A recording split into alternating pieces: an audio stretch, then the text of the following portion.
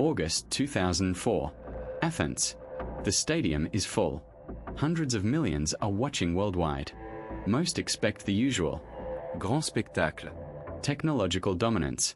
Overwhelming scale. But within seconds, it becomes clear. This Olympics will be different. When the lights come up, there is no stage. There is water. The entire Olympic Stadium has been transformed into a vast artificial lake. Silence. Slow movement. No rush. And in that moment, the audience realizes this ceremony will not hurry them. The Olympics have returned home. And Greece makes one thing clear immediately. It has nothing to prove. It simply reminds the world where everything began. A lone figure moves across the water in a small boat. Not a hero. Not a god. Not a champion. A traveler through time. But where this journey leads is revealed only gradually.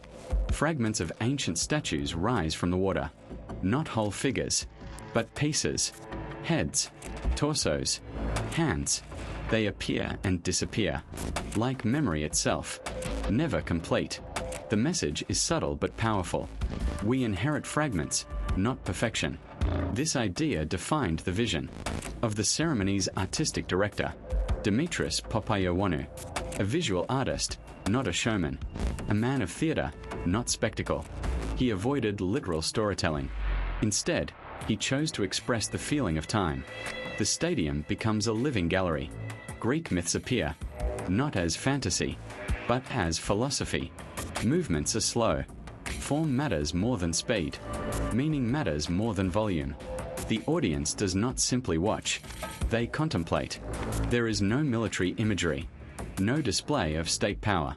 There is the human body, its beauty, its journey, from antiquity, through Byzantium, the Ottoman era, rebirth, and into the modern world, but not through dates, through sensation. One choice stands out. Greece uses minimal digital effects. No massive screens. No visual overload. Light, water, and human form do the work. As if the country is saying, we existed before technology, and we will exist after it. The music reinforces this idea. Modern electronic sounds intertwine with ancient melodies. Not a clash. A dialogue between eras. Past and present coexist. For many viewers, this restraint is unexpected. At a time when Olympic ceremonies were becoming competitions of budget and scale, Athens went the opposite way. It lowered the volume and raised the meaning. Critics later called it one of the most stylish opening ceremonies in Olympic history. Not the most expensive, not the most technologically advanced, but among the most sincere. Context matters. In 2004, Greece was already approaching a period of economic strain. Yet for a few hours, it reminded the world that the Olympics began as a cultural idea.